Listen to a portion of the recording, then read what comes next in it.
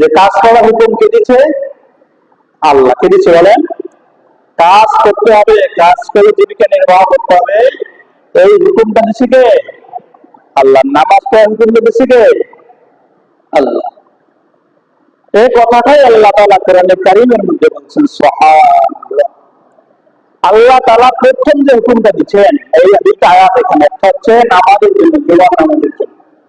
এই আয়াত আল্লাহ বলছেন যখন তোমাদের জন্য জুমার নামাজের আযান দেওয়া হয়, নামাজের জন্য মসজিদের মেম্বার থেকে ঘোষণা দেওয়া হয়, তখন তোমরা দুনিয়ার সমস্ত কাজ কর্ম ঝামেলা, দুনিয়ার সব কিছু ছেড়ে তোমরা জুমার নামাজ পড়ার জন্য জিকিরের সাথে আল্লাহর ঘরের দিকে রওনা হও। বলেন সুবহান।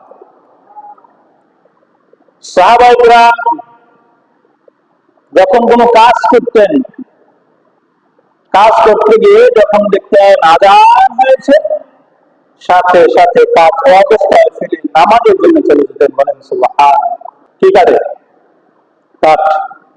কুড়াল দিয়ে কাঠ কাটে।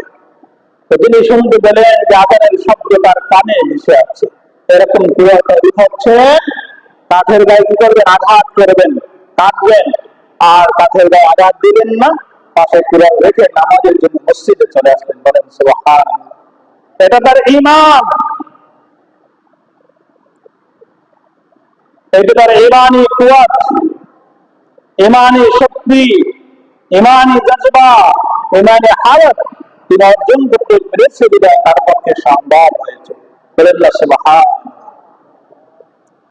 ভাইজান বাবাজি, কাজ করতে আল্লাহ বলছেন, নামাজ পড়তে আল্লাহ বলছেন। কাজ কখন করবেন সে কথা আল্লাহ বলছেন, বিসমিল্লাহির রহমানির রহিম। فإذا قضيت الصلاة فانتشروا في الأرض وابتغوا من فضل الله واذكروا الله كثيرا لعلكم تفلحون। سبحان আল্লাহ বলছেন ফাইযা কুদিয়াতিস সালাতু ফান্তাশিরু ফিল আরদ। আল্লাহ জানাইলেন এখন তোমরা জুমার নামাজ পড়তে আসছো, বর্ণ নামাজ পড়তে আসছো, যখন তোমাদের নামাজ শেষ হয়ে গেল, কি হয়ে গেল? নামাজ আদায় করা শেষ, সালাত আদায় করা শেষ, নামাজ পড়া শেষ, এখন কি করবা? আল্লাহ বলতেছেন ফাইযা কুদিয়াতিস সালাতু ফান্তাশিরু ফিল আরদ। যখন তোমার নামাজ শেষ হয়ে গেল, নামাজ সালাত শেষ করেছো, এখন তুমি জমিনের মধ্যে বিচরণ করো, জমিনে ছড়িয়ে পড়ো। কিসের জন্য? আল্লাহ তাআলার রিজিক অন্বেষণ করার জন্য। বলেন সুবহানাল্লাহ। কে বলছে? কে বলছে? আল্লাহ বলছেন। তো আল্লাহ যে আপনাকে বলছেন যে 5 ওয়াক্ত সব সময় 24 ঘন্টা মসজিদে থাকেন, বলেন নাই তো? যখন নামাজের সময় তখন তুমি মসজিদে আসো, যখন নামাজ শেষ হয়ে যায় তুমি জমিনে চলে যাও। কিসের জন্য? আল্লাহর রহমত খবরে তুমি আল্লাহর জমিন থেকে কাজ করে করে আল্লাহর জীবিকা নির্বাহ করবা, এটা দিয়ে তোমার পরিবার, তুমি সকলে আহার করবা। বলেন সুবহান। এই ছিল আল্লাহর হুকুম।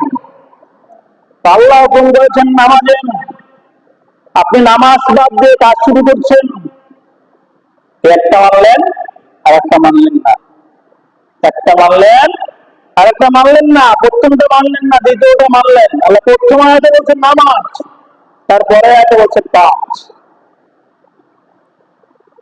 কি বলছেন? প্রথম আয়াতে কি বলছেন? নামাজ, পরে আয়াতে বলছেন কাজ। আপনি কাজের জন্য মরিয়া হয়ে যাচ্ছেন, 5 ওয়াক্ত খবর নাই, জীবন নামাজের সন্ধান নাই, সপ্তাহে একদিন তাও আসেন না, 5 ওয়াক্তও আসেন না, বেকার কাজ নিয়ে ব্যস্ত হয়ে পড়ছেন। আল্লাহর জমিনে বসে আপনি আল্লাহর নাফরমানি করছেন, আপনি কি ভয় করছেন এটাই জমিন, এটাই শেষ? এটাই কি শেষ? এ কথা আল্লাহ বলছেন। এখন আপনাকে আমাকে হায়াতের জিন্দেগি দেওয়া সাইরা দিছে আল্লাহ, আল্লাহ বিধান দিয়ে দিছে আর সাইরা দিছে আর জ্ঞান দিয়ে দিছে তোমাকে। যে তোমার এইটা করলে তোমার পথটা ভালো হবে, তুমি জান্নাতে যাইতে পারবা, আর এইটা করলে তুমি জাহান্নামে যাবা, তুমি দ্বীনের পথে থাকবা না, তুমি খারাপ শয়তানের দলে হয়ে যাবা। আল্লাহ সূরা নাসের মধ্যে বলেছেন মিনাল জিন্নাতি ওয়ান নাস, একটা হচ্ছে মানুষ শয়তান, একটা হচ্ছে কি শয়তান? জিন শয়তান। শয়তান কার মধ্যে আছে? মানুষের মধ্যেও আছে, জিনের মধ্যেও আছে। কিসের মধ্যে? মানুষের মধ্যে কিন্তু শয়তান আছে। আল্লাহ কেন বলছেন সূরা নাসে মিনাল জিন্নাতি ওয়ান নাস, মানুষ শয়তান এবং জিন শয়তান থেকে আল্লাহর দরবারে প্রার্থনা চাও। আল্লাহর কাছে প্রার্থনা করো যে আল্লাহ, মানুষ শয়তান এবং জিন শয়তান, এই দুই শয়তানের অনিষ্ট থেকে, খারাপ থেকে আমাদেরকে হেফাজত করেন। বলেন সুবহানাল্লাহ। এর মধ্যে বোঝা যায় যে মানুষের মধ্যে কি আছে? শয়তান আছে, খারাপ আছে। এই দুই শয়তান থেকে আল্লাহ পানা চাইতে বলছেন কোরআন পাকের মধ্যে। আবার আল্লাহ বলছেন হিজবুল্লাহ, আল্লাহর দল। আবার বলছেন হিজবুল শয়তান, শয়তানের দল। দল কয়টা? দুইটা। একটা হচ্ছে আল্লাহর দল, এটাকে আল্লাহ মনে বলছেন হিজবুল্লাহ, এটা হচ্ছে হিজবুল শয়তান, একটা হচ্ছে শয়তানের দল। তো দুটো দলই মানুষ থাকবে। কি থাকবে? কথা বলেন, দুটো দলই কি থাকবে? মানুষ থাকবে। আপনি থাকেন, আমি থাকি, এই দুই দলের মধ্যে কি থাকবে? মানুষ থাকবে। যার ঈমান মজবুত, যার ঈমানের শক্তি ভালো, সে আল্লাহ দলে আসবে, হিজবুল্লাহ দলে চলে আসবে। আর যার ঈমানের শক্তি দুর্বল, যার ঈমানের পাওয়ার দুর্বল, যার ভিতরে আল্লাহ খুদার ভয় নেই, সে সাথে সাথে শয়তানের দলে চলে যাবে। বলেন নাউজুবিল্লাহ। তার বৃক্ষণ, তার পরিচালনা হবে শয়তান। শয়তান তাকে যে নির্দেশনা দিবে, যে অত্যাচার দিবে, সে সেইটা মানবে। তার কারণে এই আযান শুনলেও সে উপলব্ধি করতে পারবে না যে কিসের আযান, কাজ করে নেই। এই কথা বলেন নাই? কিসের আযান, কি হয়েছে, যায় কোথায়? মসজিদ চলে যাবে না, মসজিদের জায়গায় থাকবে। কি বলে না অনেক মানুষ, বলে না? আচ্ছা, তাকে কে চালাচ্ছে? শয়তান চালাচ্ছে। কে চালাচ্ছে? আমি বলছি না, আল্লাহ বলছেন হিজবুল্লাহ, আল্লাহর দল, যারা আল্লাহর বিধান গুলো মানবে, আল্লাহর হুকুম গুলো মানবে, সালাতের জন্য আযান হয়েছে মসজিদে চলে আসবে, পাঁচ ওয়াক্তের আযান হয়েছে মসজিদে চলে আসবে, কোনো কাজে তাকে বেরোইতে পারবে না। এই লোকগুলো হলো হিজবুল্লাহ। সুবহানাল্লাহ। আল্লাহ বলেন লোক। আর হিজবুল শয়তানের ব্যাখ্যায় বলছেন নামাজের আযান হবে, মসজিদে আসবে না, দিনের কথা ডাকবে, দিনের কথা শুনবে না, দিনের কথা শুনলে তার অন্তরে জ্বালা পোড়া সৃষ্টি হয়ে যাবে। তার অন্তরের মধ্যে এত জ্বালা পোড়া সৃষ্টি হবে, এটা সহ্য করতে পারবে না। সে গাড়ি দেওয়া শুরু করে দিবে, সে মারামারি শুরু করে দিবে, সে হত্যা দিতে শুরু করে দিবে এবং বলবে তোমার নামাজ তুমি পড়ো, তোমার মসজিদে তুমি যাও, তোমার কাজ তুমি করো। এবার অস্বস্তি তৈরি হয় এবং তার হৃদয়ের মধ্যে সে আছে শয়তানের দলে। বলেন নাউজুবিল্লাহ। এই পরিচয় তো আল্লাহ করে দিছে। এই পরিচয় দেওয়ার জন্য ডাক্তারের কাছে যাওয়ার দরকার নাই। আল্লাহ কোরআনে দিয়েছেন যে কে শয়তানের দলে আর কে আল্লাহর দলে, দুইটা দল আল্লাহ ভাগ করে দিয়েছে। এখন আপনি আমি নিজে নিজে চিন্তা করে দেখতে পারি যে আমি কি আল্লাহর দলে আছি না শয়তানের দলে আছি। এই কথা বলেন না?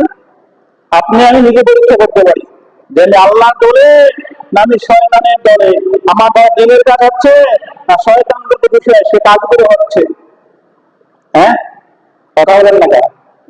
আমার দ্বারা কোন কাজটা হচ্ছে, আমি কি করছি, এই দিনটা, এই সময়টা আমি কোথায় দাঁড়িয়ে করছি, কিভাবে করছি, আল্লাহর জন্য করতে পারলাম না শয়তানের জন্য করলাম? এই ধারণা, এই দুইটা, এই স্কেল যদি আপনি নিজে নিজে চিন্তা করেন, নিজে নিজে ভাবেন, আপনার মন থেকে একটা জবাব চলে আসবে। আসবে না? আপনার মন থেকে একটা জবাব আসবে যে হ্যাঁ, আসলে আমি তো খারাপ কাজ করতেছি, কিন্তু শয়তানের কাছে থেকে ধ্বংস হয়ে যাচ্ছি। আমার মধ্যে তো দিনের কাজ নাই, দিনের কাজটা আমার কাছে ভালো লাগতেছে না, তাহলে আমি খারাপ হয়ে যাচ্ছি। এই অবস্থায় যদি আমি মারা যাই, নিশ্চয়ই আল্লাহ আমাকে জাহান্নাম দিবে। বলেন নাউজুবিল্লাহ। কি করবে? আল্লাহ কোথায় পাঠাবে? জাহান্নামে। আর যদি দিনের কাজে, দিনের অবস্থায় মারা যায়, এই লোকটাকে আল্লাহ জান্নাত দিবে। বলেন সুবহানাল্লাহ। এক লোক দিন জানে না, ইসলাম বোঝে না, সূরা কেরাত জানে না, কিন্তু সে মনে মনে ভাবে আমি মসজিদে যাই, নামাজ পড়ি, দেখি না কিছু শিখতে পারি, দেখি না কিছু শিখতে পারি, জুমার দিন যাই, দুই কথা শুনি, দেখি না দিনের কিছু শিখতে পারি। এভাবে যদি সে নিয়ত করে চিন্তা করে, সেই অবস্থায় যদি মারা যায়, আল্লাহ তাকে তলবে এলেন মারা গেলে সেই ফজিলা তাকে দান করে বলেন সুবহান। অর্থাৎ দিন শিখা অবস্থায় যদি সে মারা যায়, আল্লাহ তাকে জান্নাত দিয়ে দেবেন বলেন না সুবহান। আল্লাহ রাসূল বলেছেন শিখার কোনো বয়স নাই, কি নাই? শিখার কোনো দৌড়না থেকে মৃত্যু পর্যন্ত সব বয়সে শিখা যায়, সব সময় শিখা যায়। আপনি জানেন না তাতে কি হয়েছে, আপনি আসেন শেখেন, শোনেন, নিয়াদ রাখেন, তা আপনি শিখতে পারবেন, নামাজ পড়তে পারবেন। এখন অধিক আমি তো জানি না পড়বো কি দিয়ে, আমি তো পারি না, শিখবো কি দিয়ে, আমি কি করে শিখতে দিব, কি করে রুকু করবো, কি করে তাসবিহ করবো, কি করে সূরা পড়বো, আমি তো পারি না। এই না পারাটাও আপনার জন্য এক ছোটবেলা ব্যর্থতা ছিল। এখন আপনি বুঝতে পারতেছেন, এখন শিখছেন, এটা আরো ব্যর্থতা। বলেন নাউজুবিল্লাহ। কারণ রোগী বুঝতে পারছে তার শরীরের ভিতরে রোগ আছে, যদি ডাক্তারের কাছে না যায়, চিকিৎসা না নেয়, সে কি ভালো হবে? কথা বলে ভালো হবে নি? আপনার ডায়রিয়া হয়েছে, আপনার সর্দি হয়েছে, আপনার কাশি হয়েছে, আপনার হাত ভেঙে গেছে, আপনি বুঝতে পারতেছেন, কিন্তু আপনি ডাক্তারের কাছে গেলেন না, আপনি বাসায় বসে গেলেন, আপনার কি ভালো হবে?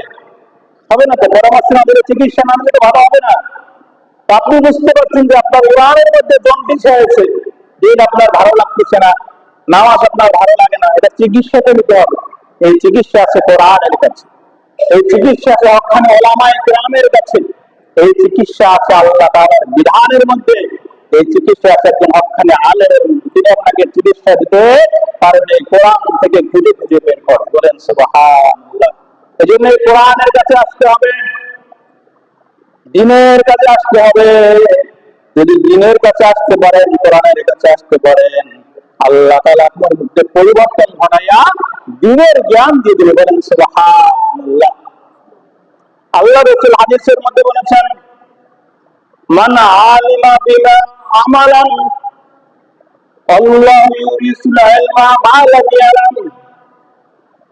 সমাজের মধ্যে এমন কিছু মানুষ আছে যারা ইলম নাই, আলেম না, তারা ইলম কালাম কিচ্ছু নাই, কিন্তু যতটুকু শোনে অতটুকু মানে, যতটুকু শোনে অতটুকু মানে, ইমামের কাছ থেকে শুনছে, আলেমের কাছ থেকে শুনছে, ওই জিনিসটাই মানে। আল্লাহ রাসূল বলছেন আল্লাহ তাআলা তার মধ্যে এমন জ্ঞান, এমন ইলম দান করেন যে ইলমটা তিনি আর জানতেন না। বলেন সুবহানাল্লাহ। আল্লাহ রাসূল বলছেন আল্লাহ তাআলা ইলমের সন্নিধি ঘটায় দেয়। দেখবেন অনেক মানুষ আছে কোনদিন মাদ্রাসায় পড়ে নাই, কোনদিন মক্তবে যাইতে পারে নাই, কিন্তু বুড়া বয়সে 5 ওয়াক্ত নামাজ মসজিদে পড়তো, ইমামের কথাগুলো মন দিয়ে শুনতো। দেখবেন এই লোকটার মধ্যে অনেক দিনের ইলম আল্লাহ পয়দা করে দিয়েছেন। বলেন না সুবহানাল্লাহ। সে দিনের ইলম বুঝে তার মধ্যে একটা মাদ্দা পেস্তার আল্লাহ তৈরি করে দেয়। আর যে আসে না, যে চায় না, তাকে আল্লাহ দেয় না। আল্লাহ দরবারে চাইতে হবে।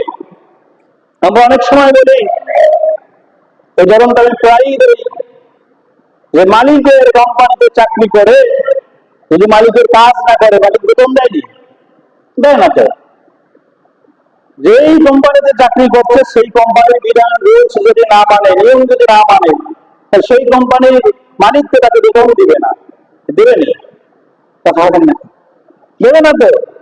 এই নাম সব যদি 5 ওয়াক্ত নামাজ না পড়ায়, হ্যাঁ, যদি বেশি ছুটি নেয়, তাই যে মুসলিমরা বারবার কেন না রোগের বাড়ি যায়, আবার বেতনও নেয়, ক্যাশে নাই, কথা কেন না? তাহলে এটা কি যে নামাজ পড়াইলে আমরা হাত দিয়ে দিব, এইটা না? এইটা আপনি বুঝবেন নিজের বাড়ি গেলে, যে তার অনেকে প্রশ্ন করে বেতন নাই কেন, বলতে বাড়তে আসলেন আপনি মুসলিম, আপনি যেদিন বাড়ি গেছিলেন ওই সময় তো আপনার বেতন না বৈধ, আপনি এত কিছু বুঝলেন।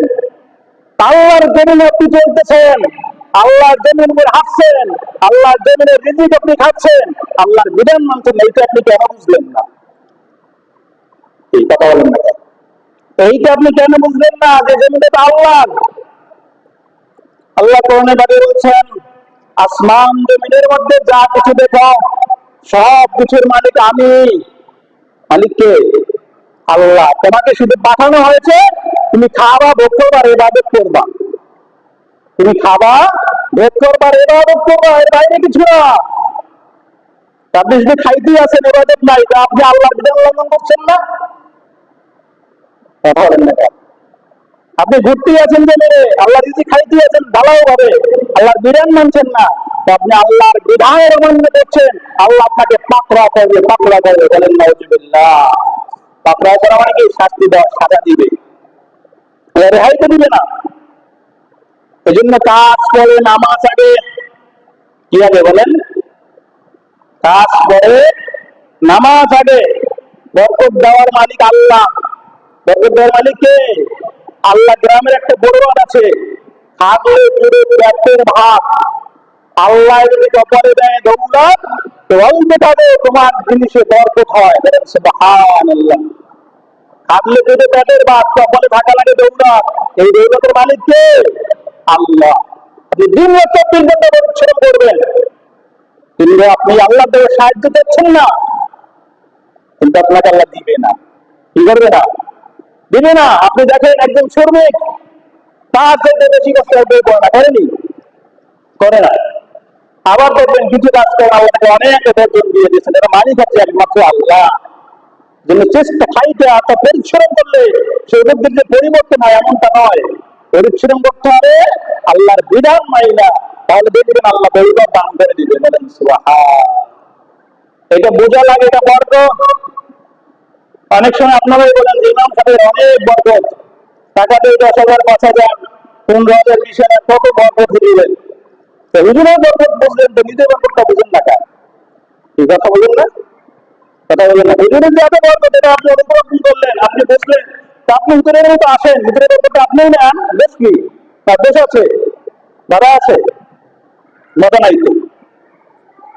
তার হুজুর 5 ওয়াক্ত নামাজ পড়ে, আজান দেয়, তাকবীরের সাথে নামাজ পড়ায়, মসজিদ না পড়তে বললে জামাতে বড়ার চেষ্টা করে, আপনি আসেন 5 ওয়াক্ত নামাজ তাকবীরের সাথে পড়তে। আল্লাহ রাসূল তো বলছেন যে 40 দিন পর্যন্ত তাকবীরের সাথে জামাতে নামাজ পড়ে তার মধ্যে কোনো মুনাফিকি থাকবে না। কি থাকবে না?